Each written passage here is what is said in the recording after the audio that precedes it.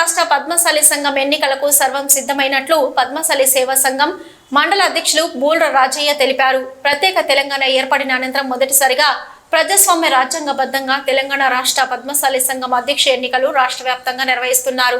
సిద్దిపేట జిల్లాలోని హుస్నాబాద్ నియోజకవర్గ పరిధిలోని మొత్తం ఓటర్లు 436 కాగా కోహెడ మండలంలో 123, అక్కనపేట మండలంలో 146, హుస్నాబాద్ మండలాలలో 167 రిజిస్ట్రేషన్ చేసుకున్న పద్మశాలి కులస్తులు ఈ రోజు హుస్నాబాద్ పట్టణంలోని శ్రీ శివభక్త మార్కండేయ స్వామి ఆలయంలో ఏర్పాటు చేసిన పోలింగ్ బూత్ కు హాజరై ఓటు హక్కును ఉపయోగించుకోవాల్సిందిగా హుస్నాబాద్ మండల పద్మశాలి సేవా సంఘం అధ్యక్షులు బూల్ర రాజయ్య, గోలి వెంకటనారాయణ, ఉప రాష్ట్ర నాయకులు గాజల భగవాన్ తెలిపారు.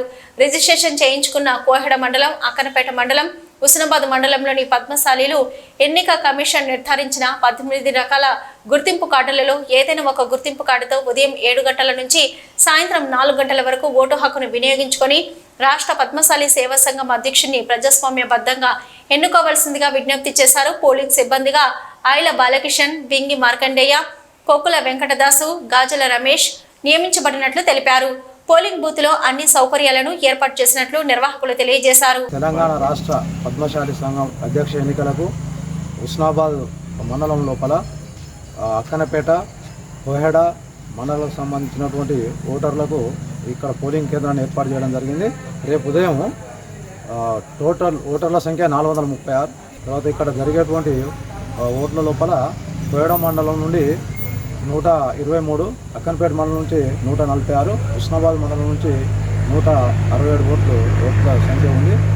రేపు వచ్చేటువంటి ఓటర్లు తప్పకుండా ఏదైనా ఒక గుర్తింపు కార్డును తీసుకొని వచ్చి తమ యొక్క ఓటు హక్కును వినియోగించుకొని మాకు సహకరించగలరని కోరుతున్నాం. ఉదయం 7 గంటల నుండి సాయంత్రం 4 గంటల వరకు ఓటర్లు తమ ఓటు హక్కును వినియోగించుకోవాలి. రాష్ట్ర పద్మశాలి సేవా సంఘం అధ్యక్షుని ఎన్నుకునే కొరకు బ్యాలెట్ ద్వారా ఎన్నుకోవడం జరుగుతుంది.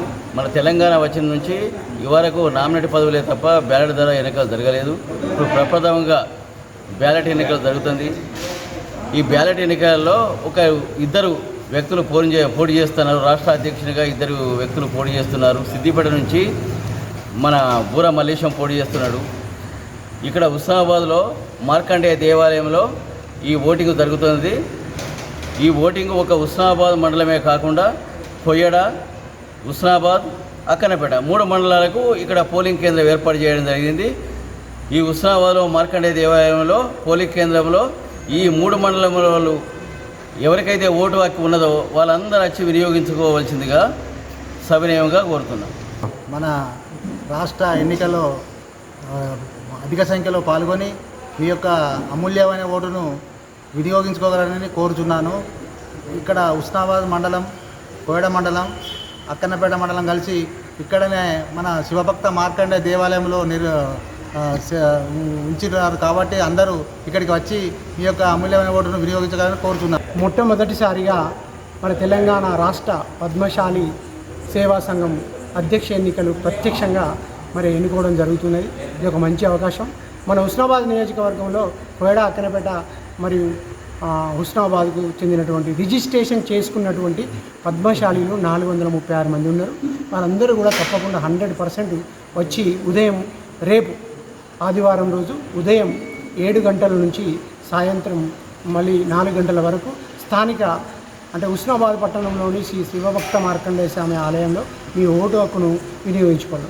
ఈ ఓటు హక్కును వినియోగించుకునే తప్పకుండా ఎలక్షన్ కమిషన్ సూచించినటువంటి 18 రకాల ఐడెంటిటీ గుర్తింపు కార్డులో ఏదైనా ఒక కార్డును తీసుకొని మీరు వచ్చినట్టయితే ఈ ఓటును సద్వినియోగం చేసుకున్నట్టు అవుతుంది. కాబట్టి అధిక సంఖ్యలో వచ్చేసి ఈ ఓటు హక్కును వినియోగించుకోవాల్సిందిగా కోరుతూ ఈ ఎన్నికలకు సంబంధించినటువంటి సర్వం మన మండల మరియు పట్టణ పద్మశాలి సేవా సంఘం వాళ్ళు ఏర్పాటు చేసి ఉన్నారు. దయచేసి అధిక మొత్తంలో పాల్గొని ఇది మంచి ప్రజాస్వామ్యబద్ధంగా రాజ్యాంగబద్ధంగా నిర్వహిస్తున్నటువంటి ఈ ఎన్నికలకు మీ చేయూతనిచ్చి మీ వంతు మీరు ఓటు వేసి దీన్ని ప్రజాస్వామ్యబద్ధంగా ఈ అధ్యక్ష పదవికి ఎన్నుకోవాల్సిందిగా కోరుతున్నాను.